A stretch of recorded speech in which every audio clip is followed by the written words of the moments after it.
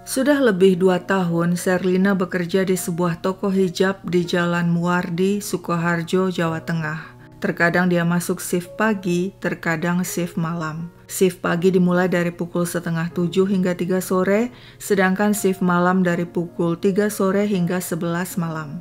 Pada Selasa 9 April 2024 merupakan hari terakhir Ramadan. Sherlina sangat senang tentunya, terlebih hari itu bos membagikan bonus THR dalam amplop kepada semua pekerja. Sherlina dan rekan-rekan sesama pekerja toko lainnya, yakni Murni dan Ayu, sudah tak sabar menyambut Lebaran. Sekitar pukul 11:30 malam, usai menutup toko, Sherlina, Murni, dan Ayu pulang masing-masing membawa amplop berisi uang THR. Sherlina mengendarai sepeda motornya sendiri, sementara Murni dan Ayu dijemput suami masing-masing. Di tengah malam, sepeda motor Sherlina melaju menuju Dukuh Gagan, Jatisobo, Polokarto.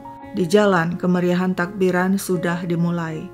Entah apa perasaan Sherlina saat itu, yang pasti maut tengah mengintainya. Takbiran itu merupakan takbiran terakhir bagi Sherlina, sebab tak lama lagi dia akan menutup mata selamanya. Sarno, ayah Sherlina, gelisah. Di mana sang anak? Pagi itu, Rabu 10 April merupakan hari pertama Lebaran di tahun 2024. Tapi sejak tadi malam Sherlina tidak pulang juga.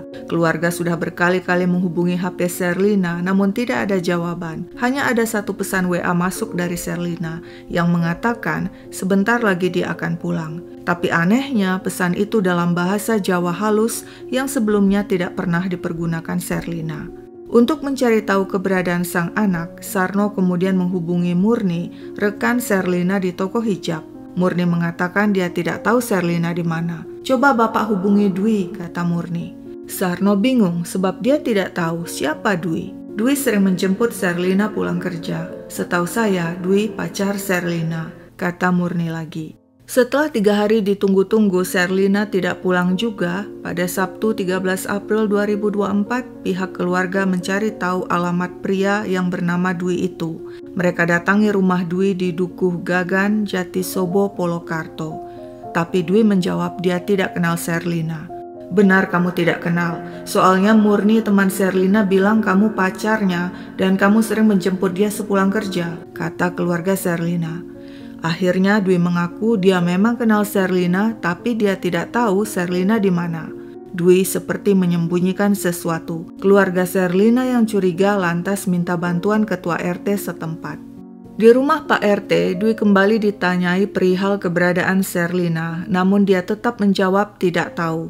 Keluarga Sherlina marah hingga pecah keributan sehingga Pak RT menghubungi pihak kepolisian. Polisi segera datang, lalu membawa Dwi ke Polsek Polokarto. Saat ditanyai perihal Sherlina, Dwi kembali menegaskan, saya tidak tahu Sherlina di mana. Karena tidak ada bukti, polisi mengizinkan Dwi pulang. Sementara itu, pada saat yang sama, Sabtu 13 April, seorang warga, Rohmat dan anaknya sedang jalan pagi di dekat tempat pemakaman umum Mawar di Dukuh Gagan, Jatisobo, Polokarto. Ketika melewati selokan, Rohmat mencium bau busuk seperti bau bangkai binatang. Ah, mungkin itu bau tumpukan bambu, pikir Rohmat lalu pulang. Esoknya, Minggu 14 April, Rohmat kembali jalan pagi dengan rute yang sama. Setiba di dekat selokan, lagi-lagi dia mencium bau busuk seperti kemarin. Kali ini karena penasaran, Rohmat mengecek selokan. Dia melihat sesosok mayat. Rohmat segera memberitahu pengurus RT yang langsung melaporkan penemuan mengerikan itu kepada Polsek Polokarto. Setiba di TKP, petugas polisi mengidentifikasi jasad adalah perempuan, memakai celana panjang hitam, atasan batik. Jasad sebagian sudah membusuk dan dikerumuni lalat. Kepala hingga bahu tertutup plastik hitam dan di leher terlilit sesuatu seperti sabuk. Sabuk itu diikatkan pada sebongkah batu berdiameter 30 cm. Diperkirakan batu itu merupakan batu kali sisa proyek pembangunan talut di dekat situ. Warga sekitar mengatakan kawasan di dekat kuburan itu memang sering dijadikan tempat nongkrong. Kalau siang biasanya ramai, tapi malam sepi dan diterangi lampu. Polisi menyebarkan berita tentang penemuan jasad kepada masyarakat. Keluarga Sherlina yang melihat foto jasad yang tersebar di medsos segera mengenali jasad dari pakaian yang dikenakan. Mereka mendatangi kantor polisi dan kemudian diminta mengidentifikasi jasad. Keluarga membenarkan jasad adalah Sherlina yang berusia 22 tahun yang hilang sejak 5 hari lalu. Hasil visum kemudian menunjukkan terdapat tanda-tanda mati lemas pada korban akibat kekurangan oksigen, sedangkan luka dan tanda kekerasan lainnya sulit dievaluasi karena sudah mengalami pembusukan. Kepada polisi, pihak keluarga menyampaikan kecurigaan mereka terhadap seorang pemuda bernama Dwi yang katanya adalah pacar Sherlina. Polisi pun mendatangi rumah Dwi yang jaraknya hanya 200 meter dari TKP. Ternyata Dwi tidak ada, sudah pergi entah kemana. Polisi mendapat informasi orang terakhir yang bersama Dwi adalah Rofi, teman sekaligus tetangga Dwi. Dini hari Senin 15 April, polisi meringkus Rofi di rumahnya. "Kenal Dwi tidak?" tanya polisi. "Kenal," jawab Rofi. "Kapan terakhir kamu bertemu Dwi?" "Saya mengantar dia ke Sragen. Setelah itu mengantarnya ke terminal di Surakarta. Katanya dia mau kabur ke Jawa Barat karena telah membunuh seorang perempuan," jawab Rofi. Demikianlah polisi segera melacak keberadaan Dwi di Jawa Barat dan berhasil meringkusnya di Sukabumi. Selain Dwi, Rofi, dan seorang teman mereka lainnya yakni Gilang juga turut diringkus polisi karena dituduh terlibat pembunuhan Sherlina. Benarkah tuduhan itu? Semuanya terungkap di persidangan yang digelar di Pengadilan Negeri Sukoharjo yang menghadirkan lebih dari 20 saksi dan menimbulkan kemarahan pihak keluarga Sherlina. Begini ceritanya. Jaksa Penuntut Umum atau JPU menuntut ketiga terdakwa melanggar beberapa pasal termasuk pasal 340 tentang pembunuhan berencana dan pasal 338 tentang pembunuhan yang disengaja. Khusus untuk si dalang Dwi, jaksa menuntut hukuman penjara seumur hidup. Di persidangan, jaksa penuntut mengungkap kronologi kejadian versi penyidik yang tertuang dalam berita acara pemeriksaan atau BAP. Kejadian berawal pada Selasa 9 April 2024. Dwi dan Rofi nongkrong dan minum minuman keras jenis Ciu di tempat pemakaman umum Mawar di Dukuh Gagan, Jatisobo, Polokarto tak jauh dari rumah mereka. Mereka telah merencanakan aksi jahat dan sedang menunggu korban mereka yakni Sherlina pacar Dwi. Tengah malam pukul 12, Sherlina tiba dengan bersepeda motor. Sherlina ikut nongkrong dan mengobrol tentang jalanan yang ramai oleh pawai takbiran. Dwi kemudian mengirim pesan WA kepada temannya yang lain, Gilang, agar datang bergabung. Beberapa saat kemudian, Sherlina mengajak Dwi membeli kue lebaran ke toko. Mereka pun pergi berdua dengan sepeda motor milik Sherlina meninggalkan Rofi sendirian di kuburan. Saat itu sudah pukul 12:30 dini hari, Rabu 10 April. Usai membeli kue, Dwi dan Sherlina pulang. Namun di tengah perjalanan karena menghindari lubang, sepeda motor yang dikemudikan Dwi oleng dan mereka jatuh. Dwi terluka. Mereka pun mampir membeli perban dan obat di apotek. Setiba kembali di kuburan, sudah pukul 2 dini hari. Dan Gilang sudah datang bergabung. Mereka kembali mengobrol. Tak lama kemudian, Dwi beranjak dan bilang dia mau pulang sebentar untuk men-charge HP. Tapi sebenarnya itu cuma alasan Dwi, karena dia pulang untuk mengambil racun tikus. 10 menit kemudian, Dwi kembali ke tempat tongkrongan. Diam-diam dia masukkan racun tikus ke susu kotak milik Sherlina. Sherlina yang tidak tahu meminum susu kotak. Tapi ditunggu-tunggu hingga pukul 4 dini hari, Sherlina tidak mati juga.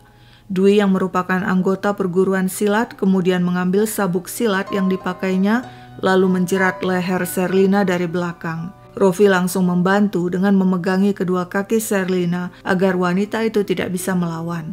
Kemudian Gilang mengambil sebongkah batu dan menghantamkannya berkali-kali ke wajah Sherlina. Setelah itu giliran Gilang yang memegangi kaki Sherlina, sedangkan Rofi memukuli rahang Sherlina dengan tangan kosong juga dengan batu yang tadi dipakai Gilang. Ketika Dwi, Rofi, dan Gilang yakin Sherlina tewas, mereka buang jasadnya di selokan dekat kuburan. Sabuk silat masih terlilit di leher Sherlina dan diikatkan Dwi pada batu besar yang ada di selokan. Terakhir dia tutup jasad Sherlina dengan plastik hitam. Dwi kemudian mengambil tas, HP, dan sepeda motor Sherlina. Setelah itu ketiga pelaku pulang. Demikianlah kurang lebih kronologi kejadian sesuai BAP yang disampaikan jaksa penuntut yang sudah ditandatangani ketiga terdakwa, Dwi, Rofi, dan Gilang. Namun di persidangan, dakwaan itu dibantah Rofi dan Gilang. Mereka kompak mencabut pengakuan mereka dalam BAP. Alasannya mereka terpaksa mengaku sebagai pelaku pembunuhan akibat ancaman dan paksaan penyidik. Rofi saat bersaksi di persidangan mengaku dia kenal Dwi sejak SMP. Sebelum kejadian menurut Rofi, Dwi menghubunginya dan menanyakan di mana tempat yang cocok untuk nongkrong dan minum-minum. Rofi menyarankan minum-minum di TPU Mawar tak jauh dari rumah mereka, sebab Rofi pernah minum dan mabuk-mabukan di sana. Rofi menegaskan dia tidak kenal Sherlina dan tidak terlibat pembunuhan sebab pada saat kejadian dirinya berada di rumah. Namun kemudian menurut Rofi, Dwi menghubunginya dan minta bantuan memindahkan jasad seorang perempuan yang kata Dwi dibunuh temannya. Saat diajak melihat jasad perempuan yang bernama Sherlina itu diselokan, Rofi yang ketakutan menolak membantu Dwi memindahkannya. Rofi tidak melapor kepada polisi karena takut tersangkut kasus pembunuhan itu. Di persidangan terungkap adanya data pencarian di HP Rofi tentang cara menghilangkan bau mayat. Mengapa? Rofi mengatakan karena saat itu dia sedang mencari berita tentang penemuan mayat Sherlina dan secara tidak sengaja membuka artikel tentang menghilangkan bau mayat. Saat dilakukan reka ulang menurut Rofi, dia terpaksa melakukan adegan sesuai keterangan di BAP yang dibuat di bawah paksaan dan ancaman polisi. Di persidangan, Rofi mengatakan dia benar-benar tidak terlibat pembunuhan dan mohon majelis hakim membebaskan dirinya. Gilang yang juga didakwa terlibat pembunuhan Sherlina turut bersaksi di persidangan. Gilang mengaku saat diperiksa penyidik dirinya diancam dan mengalami tindakan kekerasan dengan cara dipukul, diseret, disiram cairan pembersih lantai dan kaki ditembak. Menurut Gilang saat kejadian dia berada di Sragen sedang latihan pencak silat, lalu pulang dan tiba di rumah Rabu 10 April pukul 1 dini hari, tidur dengan anaknya hingga pagi hari. Saat reka ulang, Gilang terpaksa melakukan adegan ikut membunuh Sherlina sebab diancam penyidik. Gilang mengaku dia tidak kenal Sherlina, tapi dia memang kenal Dwi, juga kenal Reza, adik Dwi. Gilang juga kenal dengan Rofi karena dikenalkan Dwi. Menurut Gilang, dia dan Dwi sama-sama anggota perguruan silat.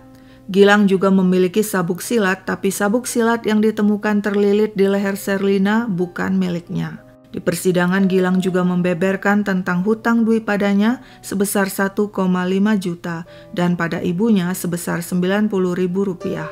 Hutang itu seharusnya dicicil oleh Dwi, tapi Dwi tidak juga melakukannya. Namun kemudian tiba-tiba Dwi melunasi utang-utang itu dan Gilang tidak tahu dari mana Dwi mendapatkan uang. Di persidangan, Gilang kembali menegaskan dia terpaksa mengaku terlibat pembunuhan Sherlina karena tidak kuat mendapatkan tekanan dan kekerasan dari polisi. Gilang mohon agar majelis hakim membebaskan dirinya. Pengakuan Rofi dan Gilang tentu saja dibantah para penyidik yang juga hadir memberi kesaksian di persidangan. Menurut penyidik, mereka membuat BAP sesuai dengan yang diterangkan oleh Rofi dan Gilang yang sejak awal mengaku terlibat pembunuhan Sherlina. Saat dilakukan BAP, Rofi dan Gilang juga didampingi pengacara yang ditunjuk Polres. Sebelum Rofi dan Gilang menandatangani BAP, keduanya juga diberi kesempatan membaca BAP terlebih dulu. Penyidik menegaskan mereka tidak pernah melakukan tindak kekerasan terhadap Rofi dan Gilang. Selanjutnya, Reza, adik kandung Dwi, turut bersaksi di persidangan. Menurut Reza, pada Senin 8 April 2024, yakni 2 hari sebelum pembunuhan, Dwi menyuruhnya membeli racun tikus cair. Reza kemudian pergi ke toko di daerah Kayu Apak untuk membeli racun, tapi toko tutup. Esoknya, Selasa 9 April, Dwi kembali menyuruhnya membeli racun tikus, tapi Reza menolak dan tidur. Sorenya, Dwi membangunkannya dan lagi-lagi menyuruhnya membeli racun tikus. Reza akhirnya pergi bersama seorang teman ke pasar Bekonang dan di sana berhasil membeli racun. Setiba di rumah, dia langsung berikan racun itu kepada Dwi. Untuk apa racun tikus itu, Reza tidak tahu. Kemudian pada Kamis 11 April saat berada di rumah, Dwi minta Reza mengambil tasnya di kamar. Saat itu Reza sempat melihat isi tas Dwi. Di dalamnya ada uang cukup banyak dan sebuah HP yang tidak dikenalinya. Reza kemudian bertanya pada Dwi, "Kok uangmu banyak sekali? Ini uangnya siapa?" Dwi menjawab, "Itu uang gajianku 3 bulan dan THR." "Lah, ini HP siapa?" tanya Reza lagi. "HP-ku, baru beli dari anaknya bos," jawab Dwi. Reza juga heran melihat ada sepeda motor yang tidak dikenalinya diparkir di sebelah rumah ditutupi kain jemuran. "Itu sepeda motor siapa?" tanyanya pada Dwi. "Sepedanya teman, nanti mau saya kembalikan," balas Dwi. Malamnya, Reza melihat sepeda motor itu sudah tidak ada. Di persidangan Reza mengaku dia kenal dengan Rofi dan Gilang. Gilang merupakan teman akrab Dwi dan sering nongkrong bareng. Reza tahu Dwi punya utang pada Gilang. Gilang selalu kesulitan menagih utang kepada Dwi karena Dwi sering ganti nomor HP. Akibatnya, Gilang menagih utang itu lewat Reza. Reza juga mengatakan setaunya Dwi sudah punya pacar, dan pacarnya bukan Sherlina, melainkan Novi yang sering main ke rumah.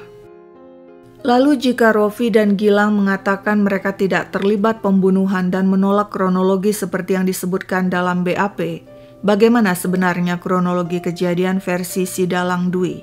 Dwi lahir di Sukoharjo November 2002. Pekerjaannya sopir pocokan di toko material bangunan. Menurut warga, Dwi baik dan aktif bersosialisasi dengan masyarakat. Di persidangan, Dwi mengaku semuanya berawal setahun lalu ketika dia berkenalan dengan Sherlina. Sejak itu hubungan mereka semakin dekat hingga 5 bulan terakhir mereka berpacaran. Dwi mengatakan pada Selasa malam 9 April 2024, dia janjian bertemu Sherlina.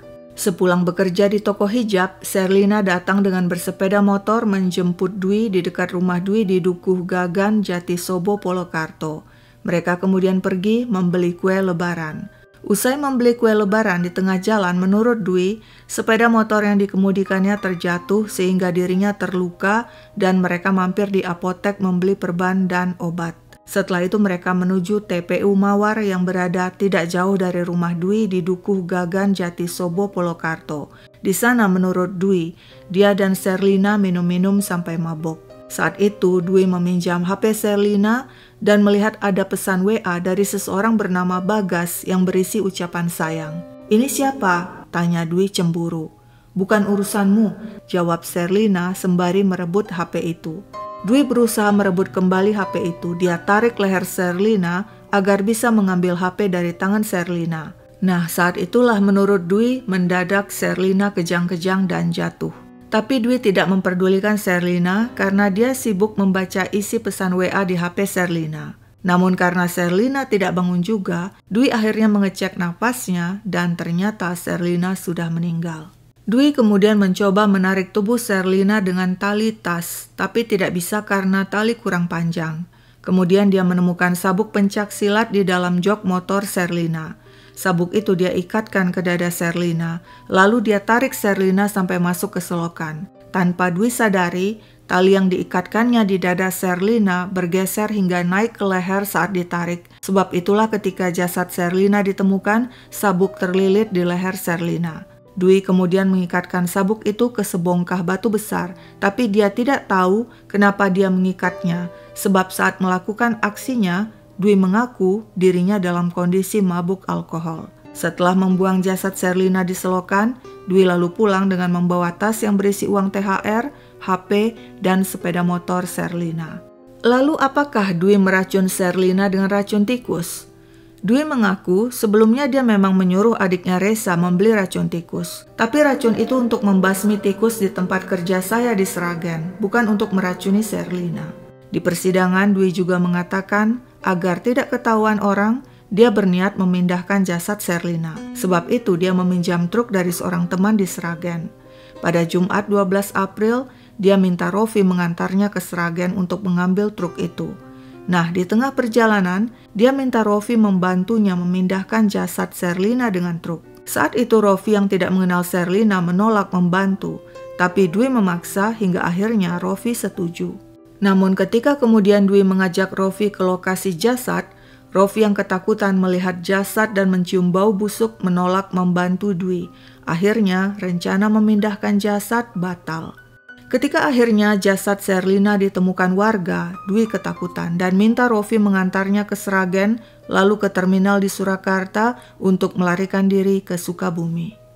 Di persidangan, Dwi juga mengaku dia punya utang pada Gilang.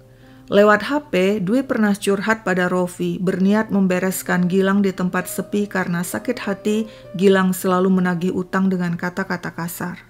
Setelah membunuh Sherlina, menurut Dwi, dia mengambil tas Sherlina yang berisi uang Rp1.350.000, juga HP yang kemudian dijualnya Rp500.000, serta sepeda motor Sherlina yang berhasil dilegonya seharga 4 juta. Dengan uang itu, Dwi kemudian mengajak Gilang karaokean, lalu melunasi utangnya pada Gilang sebesar 1,5 juta dan kepada ibu Gilang Rp90.000. Sisanya dia pakai untuk melarikan diri ke Sukabumi. Lalu siapakah Bagas, cowok yang dicemburui Dwi? Menurut Dwi, Bagas adalah pacar Sherlina dan juga merupakan anggota perguruan silat. Rekan Sherlina yang bekerja di toko hijab juga membenarkan setaunya Sherlina sudah punya pacar yang bernama Bagas. Di persidangan, Dwi menegaskan dia membunuh Sherlina seorang diri. Gilang dan Rofi sama sekali tidak terlibat pembunuhan. Sebenarnya hal itu sudah disampaikan Dwi kepada polisi, tapi polisi tidak percaya dan yakin Rofi dan Gilang terlibat pembunuhan. Demikianlah pada akhirnya majelis hakim memutuskan Dwi Prasetyo bersalah melanggar pasal 340 KUHP tentang pembunuhan berencana, pasal 338 tentang pembunuhan yang disengaja, dan pasal 339 tentang pembunuhan yang disertai tindak pidana lainnya, yakni pencurian. Namun Rofi dan Gilang dinyatakan tidak bersalah dan dibebaskan dari seluruh dakwaan. Mendengar keputusan hakim, keluarga Sherlina mengamuk. Sarno, ayah Sherlina, berkata kepada media, "Tidak terima, inginnya semuanya dihukum. Itu 2 terdakwa bebas, kurang adil. Itu terbukti ikut membunuh kok, saya tidak terima." Keluarga Sherlina mencoba mengejar ketiga terdakwa keluar dari ruang sidang. Namun dengan pengawalan pihak kepolisian, para terdakwa berhasil masuk mobil tahanan. Ketika mobil tahanan sudah meninggalkan Pengadilan Negeri Sukoharjo, keluarga korban kemudian menggeruduk mobil pengacara terdakwa. Mobil sempat dipukuli berkali-kali. Bahkan Sarno, ayah Sherlina, menempelkan badan ke kap mobil dan berpegangan pada wiper mobil. Menjelaskan tentang bebasnya 2 terdakwa yakni Rofi dan Gilang, pihak Humas Pengadilan Negeri Sukoharjo mengatakan Rofi dan Gilang tidak terlibat pembunuhan karena menurut majelis hakim tidak terbukti keduanya berada di TKP saat pembunuhan terjadi. Yang digunakan oleh hakim adalah keterangan terdakwa di persidangan. Dan tidak ada satupun saksi dan bukti yang dapat membuktikan keberadaan para terdakwa di TKP. Dwi juga mengatakan dia melakukan pembunuhan seorang diri. Demikian kurang lebih penjelasan Humas Pengadilan Negeri Sukoharjo. Lalu bagaimana hukuman Dwi? Dirinya divonis penjara seumur hidup. Sekian dulu ceritaku, sampai jumpa kapan-kapan.